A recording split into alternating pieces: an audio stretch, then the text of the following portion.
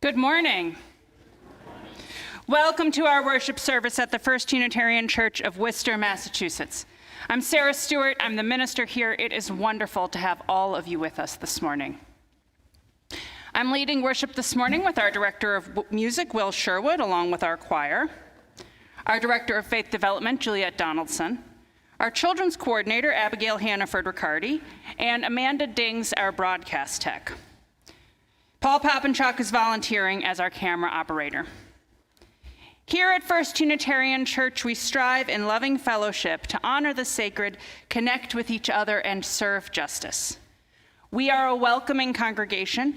Whatever your age, race, class, nationality, sexual orientation, or gender identity, we are delighted to have you with us this morning.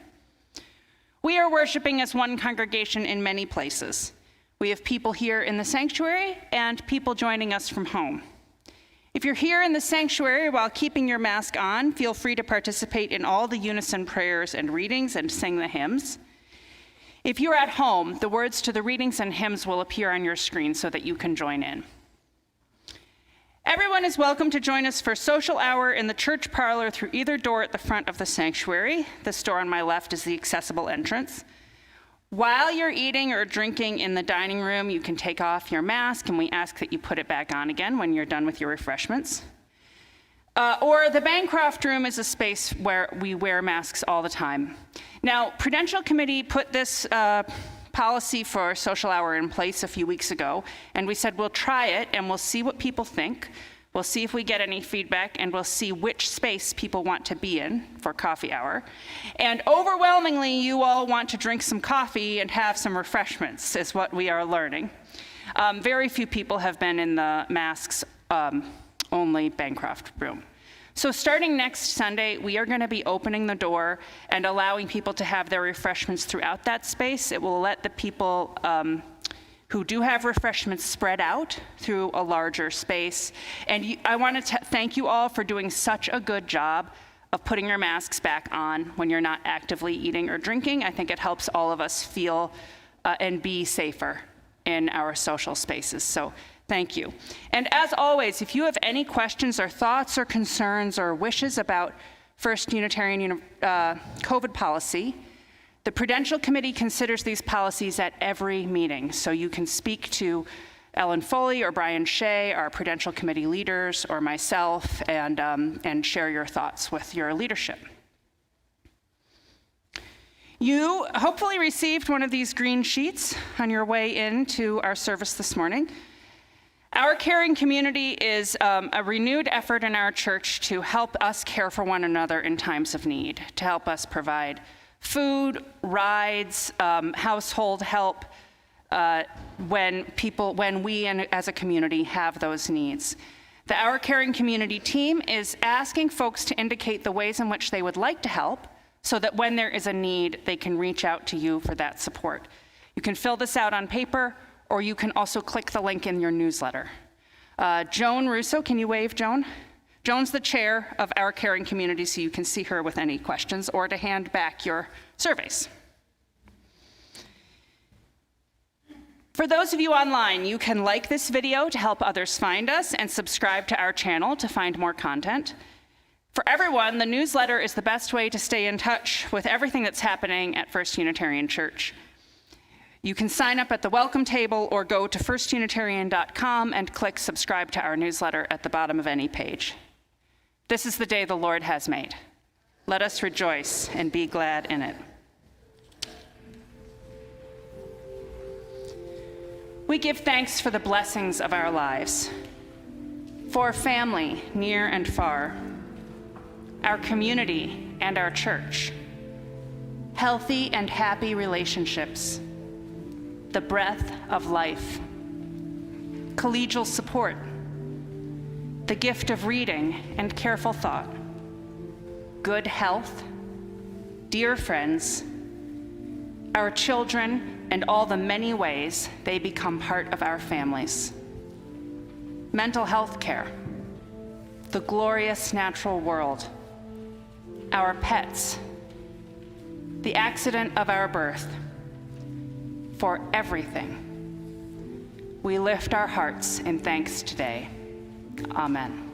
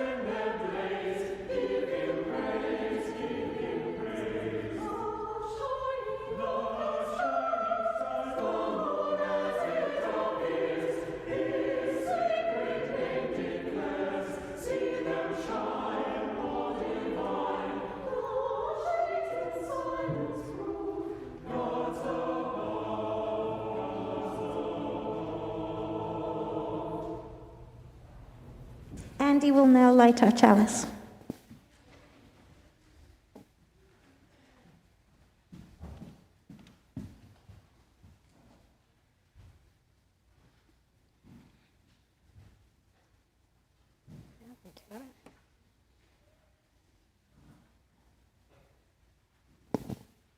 In the spirit of love, We light this chalice. Please rise in body or spirit to renew the covenant of our church with the words in your order of service or appearing on your screen. In the love of truth and in the spirit of Jesus, we unite for the worship of God and the service of all.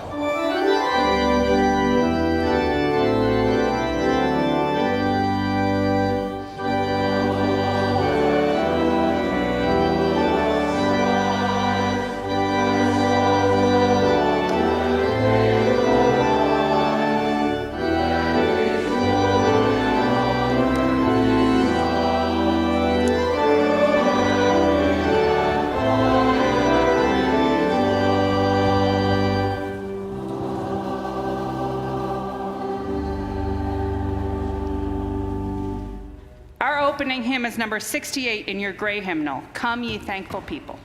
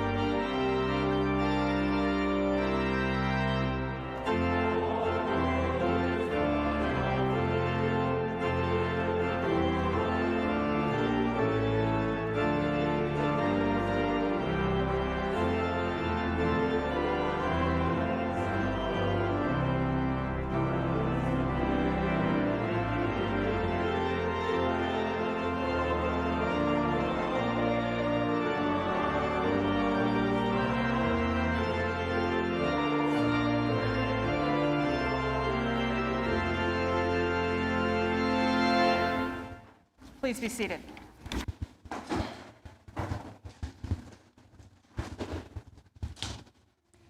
Would the children like to come forward for the story?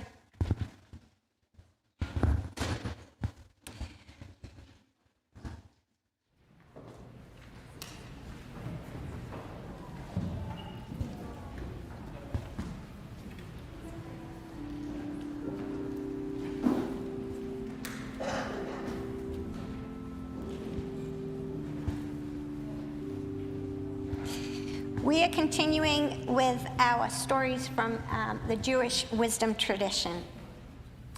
Today's story is called The Long Spoons by Uri Kaplan. There was once a rabbi who spent much of his time searching for answers about the afterlife. He studied all the available books, but could not find a reliable description of heaven and hell.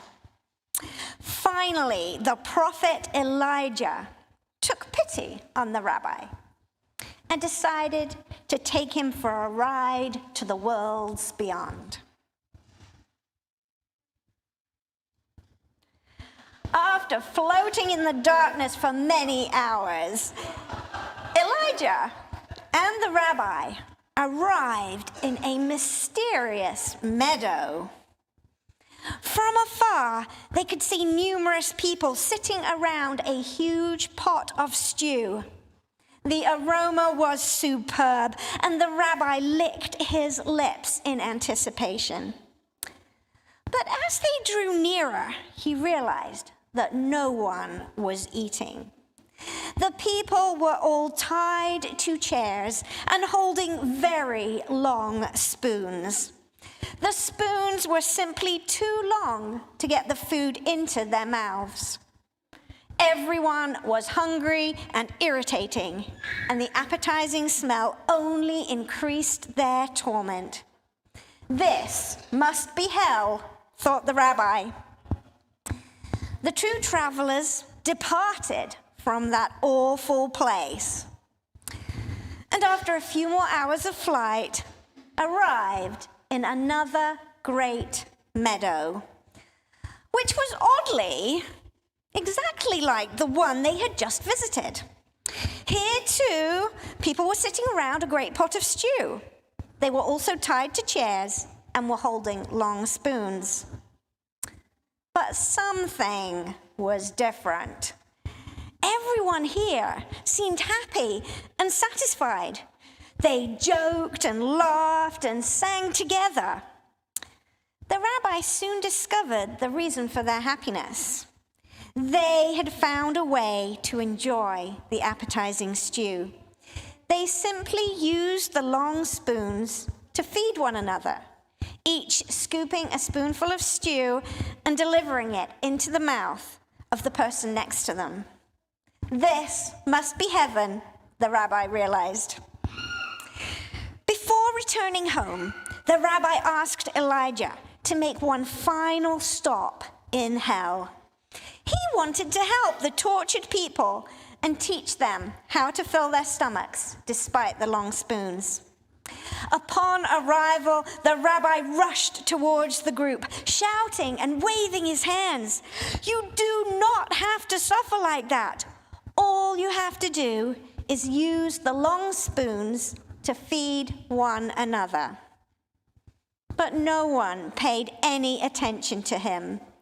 They all continued to sit silently around the large pot, bitter expressions clouding their faces. "Why would I feed any of those horrible people?" muttered one old man in an irate voice. "I'd rather starve." Upon hearing these words, the rabbi finally understood the real difference between heaven and hell. Blessed be.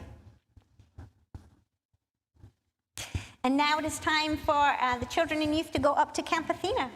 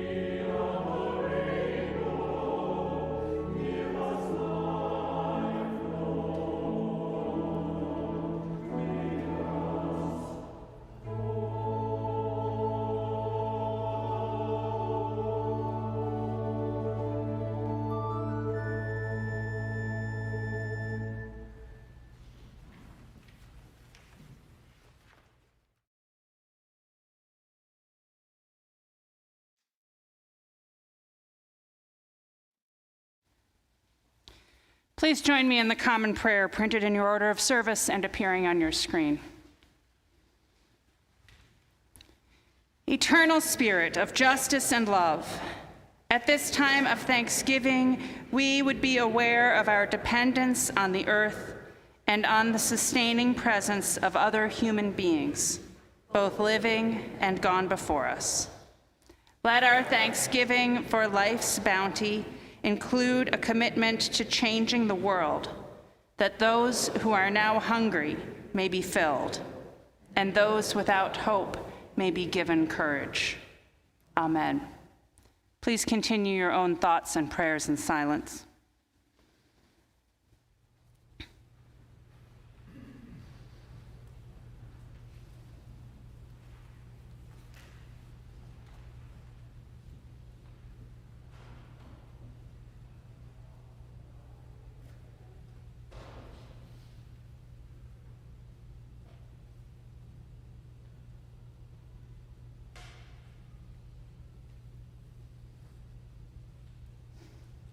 In this time of prayer and meditation, we share the joys and sorrows of our church with one another.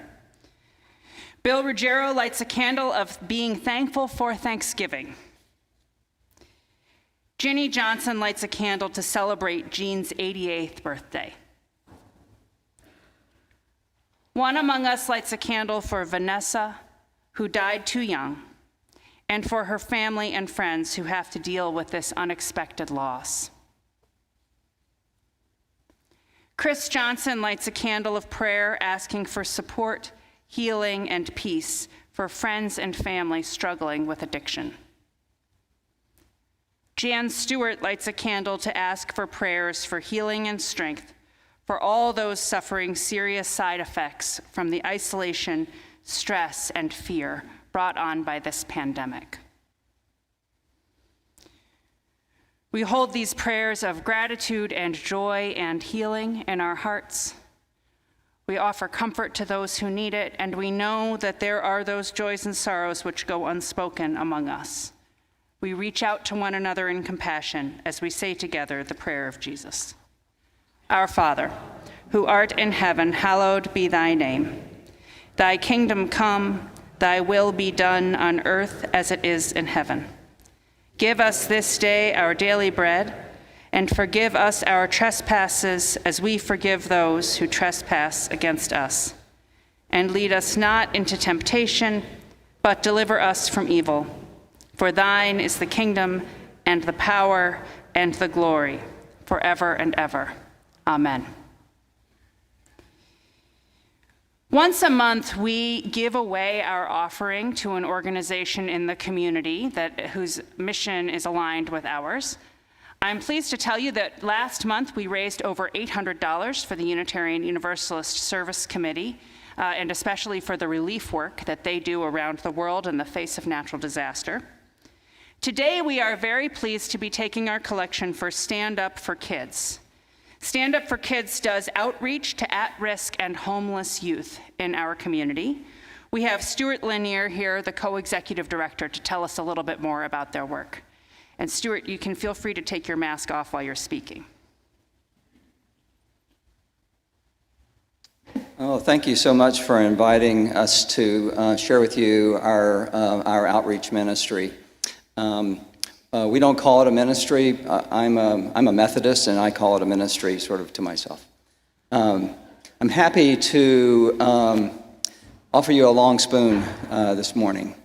When my wife and I moved to Worcester a couple of years ago, our opportunity to find ways of being in volunteer service were kind of stymied for a while by COVID, but those resumed not too long ago. And after some research, I discovered Stand Up for Kids and was so impressed with their focus on building relationships, reaching out, going out actively, finding kids that are at risk of homelessness or are homeless, and building relationships with them. There's a lot of service providers that are offering lots of different kinds of services. The focus of Stand Up for Kids is building relationships and supporting them in identifying their own goals and helping them to pursue those goals.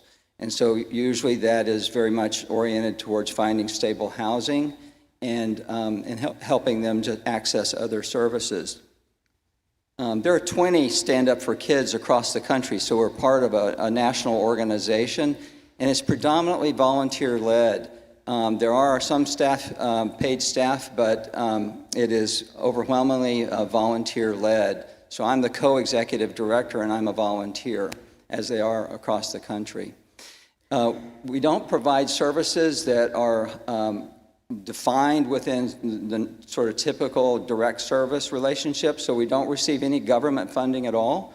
We're entirely reliant upon donors like yourself and events, fundraising events, and some grants. So we really appreciate your support. We do primarily two things. We do the outreach. We have folks who go out usually in the evenings on Tuesday and sometimes on Saturdays, wearing clearly identified logo of Stand Up for Kids and providing information to people who are living on the street. We connect with adults because they will know about the people who are living marginally in our community. So we provide information. When we make connection with young people, we have food bags, we have hygiene kits, we have information, a card that gives them information about where to go and get services. We also have a center on Pleasant Street, and that center is next door to the Pickle Barrel, or across sort of down from Ed Hyder's. And it's it's a shared space with the Pleasant Street Network Center.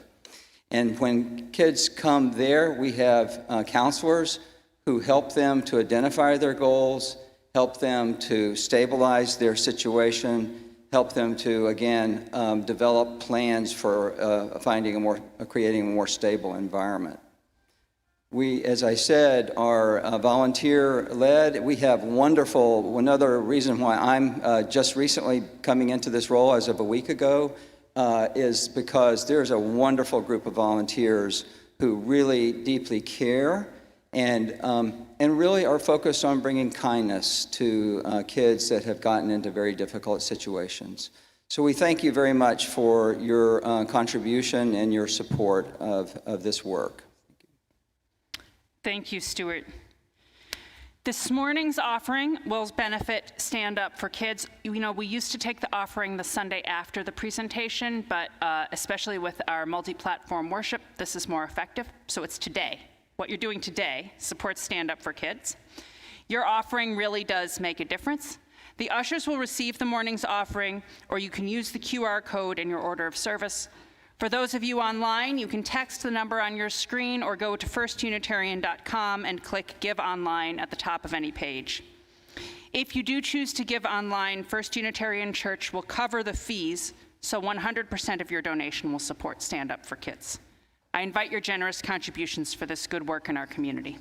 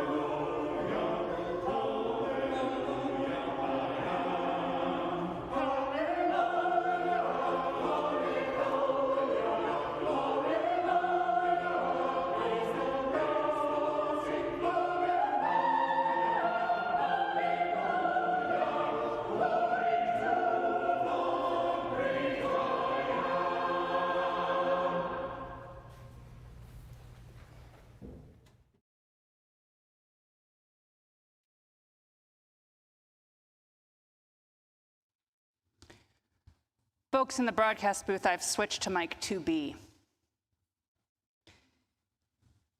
Our first reading is from the prophet Isaiah, chapter 55. For as the rain and snow come down from heaven, and do not return there until they have watered the earth, making it bring forth and sprout, giving seed to the sower and bread to the eater, so shall my word be that goes out from my mouth. It shall not return to me empty, but it shall accomplish what I purpose and succeed in the thing for which I sent it. For you shall go out in joy and be led back in peace. The mountains and the hills before you shall burst into song, and all the trees of the field shall clap their hands.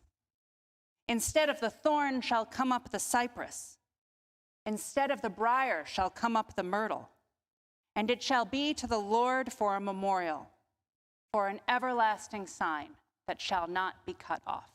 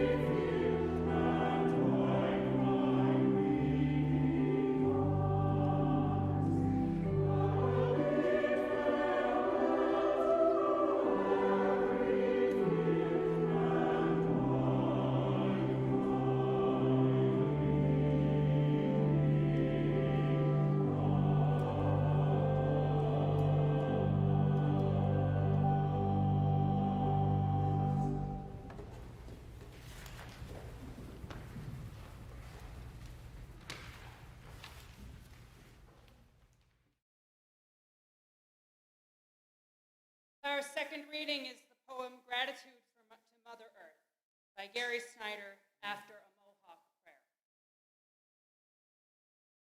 Gratitude to Mother Earth, sailing through night and day, and to her soil, rich, rare, and sweet. In our minds, so be it. Gratitude to the plants, the sun-facing, light-changing leaf and fine root hairs, standing still through wind and rain. Their dance is in the flowing spiral grain. In our minds, so be it. Gratitude to the air, bearing the soaring swift and the silent owl at dawn. Breath of our song, clear spirit breeze. In our minds, so be it. Gratitude to wild beings, our brothers, teaching secrets, freedoms, and ways, who share with us their milk, self-complete, brave, and aware. In our minds, so be it. Gratitude to water, clouds, lakes, rivers, glaciers, holding or releasing, streaming through all our bodies' salty seas. In our minds, so be it. Gratitude to the sun, blinding, pulsing light through trunks of trees, through mists, warming caves where bears and snakes sleep. He who wakes us, in our minds, so be it. Gratitude to the great sky, who holds billions of stars and goes yet beyond that, beyond all powers and thoughts, and yet is within us. Grandfather space, grandmother mind, so be it.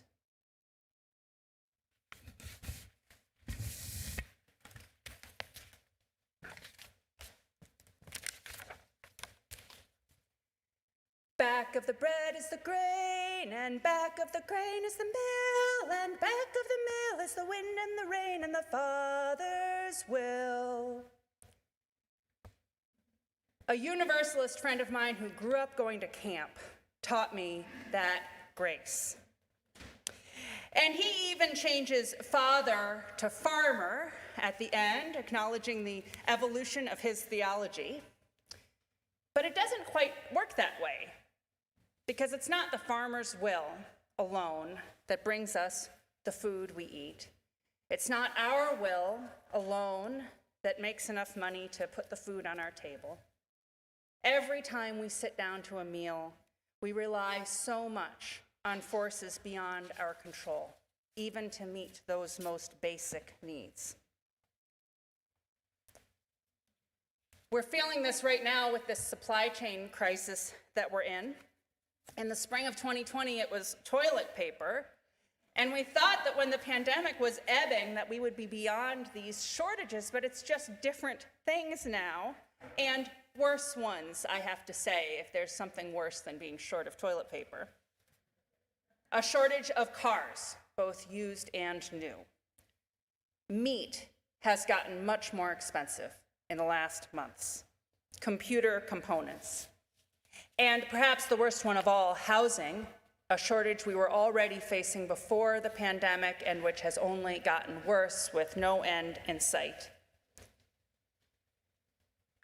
In all these ways, we are reminded of our ultimate dependence on people and systems, and so much bigger than we are. We rely on the work and the goodwill of people we will never meet, the people who package our food, the people who harvest it, who plant the seeds. We are dependent on truck drivers, on midnight laborers, on migrant laborers, and midnight shelf stockers. And more than that, we're dependent on the earth. And so we look to sunny days followed by quenching rain, hope for frost that does not come too late or thaw too early, clean earth and air and water, and we know that all these blessings are threatened by pollution and climate change. We rely on an ocean in balance, healthy coral reefs where the food chain begins, predators not poisoned by plastic. Sometimes the majesty and the interconnectedness of these systems is so far beyond our control and our understanding that it is as though a spirit was at work, like the song says. So the only attitude we can bring to this is humility and gratitude, that we sit down to food at our table. Food is a sacred gift, coming to us from a spirit that cares for us, coming to us from a whole world that provides this food to our table. We will gather around our Thanksgiving tables this week, and we will bless our companionship and the food that nourishes our bodies. We will be reminded of all the ways in which food is sacred. In the ancient world, and indeed still today in some places, food was very hard to come by. When we say, "Give us today our daily bread," in the Lord's Prayer, and when Jesus taught those words, he was speaking to a community of people who got up every morning and worked all day in order to have enough food for the next day. Only that much. Only enough food to see their family through one day. One day's work, one day's food. Until refrigeration was invented, food was difficult to store or to carry. Even if you had a cool place where your community could store food where you lived, it was very hard to take it with you somewhere. A person might set out on a journey by foot, only carrying enough food for that day and hoping to find what they needed along the way. So when we say those Lord's Prayer words, when we say, "Give us today our daily bread," we are praying with the fishers and the farmers and the tax collectors who followed Jesus, and asking with them that we might receive what we need to sustain our bodies for one more day. We are joining with those ancestors who knew in their souls that sustenance comes from the Creator, just like the birth, death, and the rain. Religions across the world echo this prayer, a prayer of thanksgiving and request for food, a prayer that we receive what we need for the coming day. Devout Jews say a series of blessings throughout the day, and one of those blessings is a blessing for the table, a blessing for the food on the table. It says, this is the first benediction of the grace at mealtime. "Blessed art thou, O Lord our God, King of the universe, who feedest the whole world with thy goodness, with grace, with loving kindness and tender mercy. Thou givest food to all flesh, for thy loving kindness endureth forever. Through thy great goodness food hath never failed us. O may it not fail us forever and ever for thy great name's sake, since thou nourishest and sustainest all beings, and doest good unto all, and providest food for all thy creatures whom thou hast created." That's an archaic English translation, but I like the seriousness and the weight it gives to that notion that we have to be grateful for the food on our table. And it's so easy to see it as daily, like the prayer says, part of the coming and going of the day and the week. Go to the grocery store, buy the food, make the dinner, eat the dinner, do the dishes, start over again the next day. But every meal is a miracle and an occasion for thanksgiving.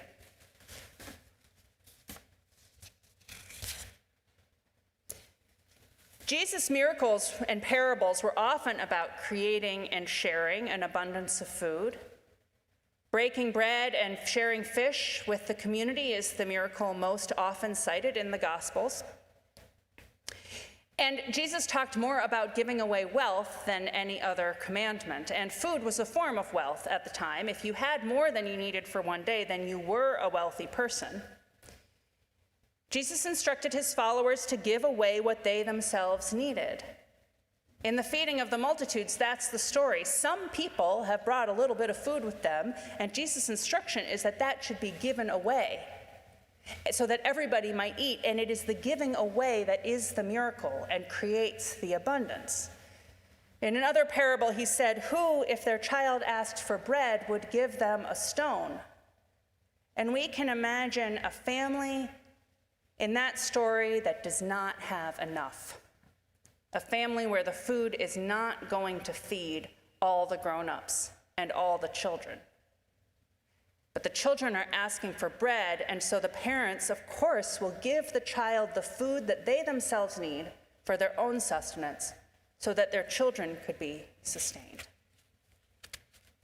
The world that Jesus is trying to create through his teachings and through his community is a world where everybody gives some of what they need for themselves away to someone else who is also in need. That by sharing, we create enough bounty for everyone. Giving away what you yourself need reminds me of a tradition in the African American community from the Jim Crow era. Before the late 1950s, when Black people traveled on trains through the South, they couldn't be served in the dining car. Even Black porters on the train were not allowed to serve other Black people food. So you can imagine days, potentially, on the train and no ability to buy any food on board.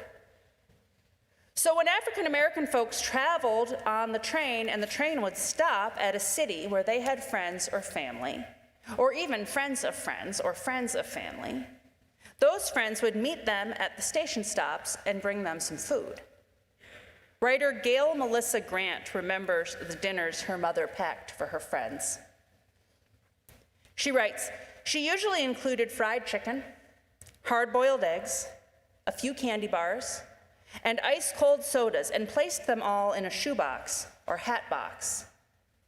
The friends would give Mommy plenty of notice, by telephone or telegram, of their itinerary before boarding the train, so she had time to cook. On long journeys, my mother's would be one in a string of meals, with other friends doing the same along the route. And then when her mother had to travel, the friends would reciprocate, giving away the food you need to support a friend, knowing they would do the same for you. That meal is a gift and a blessing, a prayer packed into a hat box for the journey." That's sacred food. That's a meal made holy by the generosity in the giving. It's food made to nourish the body and sustain the soul in the face of racism and brutality. It's a sign of life, a promise of hope, a blessing given and received. And we can think of so many other sacred meals. The meals of our home country, the meals that remind us of the ways we were loved as children. Patiently scooping pureed carrots into a baby's mouth is a holy meal. So is milk from a mother's breast. So is the team dinner before a meet, Thanksgiving with the whole family, a potluck with friends, the first meal you really make for yourself as an adult. The food you grow in your own garden, the sanctity of being a guest in someone's home, the shared meal at the soup kitchen, or the food from the food pantry that fills children's stomachs. There are so many ways that food is sacred. The food does not need to be fancy. Jesus was not blessing delicacies. He blessed the daily bread of the laborers in his community. The Jewish prayer gives thanks for the food on the table, however humble it may be. And then, too, the food nourishes us, and then we can go out to do good in the world. And so the food is transformed in our bodies into love made visible. This, I think, is the transubstantiation of the communion ritual. The fruits of the earth enter our bodies with love in the eating, and we use that energy for justice. To feed the hungry, to give water to the thirsty, to welcome the stranger, clothe the naked, care for the sick, visit the imprisoned. To heal where we can and to live as though the commonwealth of heaven is already here. When our energy is transformed into love, we follow the teachings of the Spirit. This is food that fills us body and soul. And Jesus taught that giving food to others in need fills our souls just as much as eating it. That's the paradox and the blessing in the paradox. He pointed us toward the commonwealth of the Spirit when all will eat and be filled. And we can see what that time will look like. In that time, the earth will be in sacred balance, and we won't take more than we need. The sun will shine, the rain will fall, the harvest will be brought in. Everyone will have nourishing food, and those with an abundance will share in joy and thanksgiving. I hope you all are sitting down to nourishing, holy meals this week, perhaps including Thanksgiving dinner on Thursday. May our prayers be gratitude for what we have and ask for strength to see the world made whole. I love you all. Amen. Our closing hymn is number 464 in your red hymnal, Praise to God, Immortal Praise. Please rise in body or spirit to sing.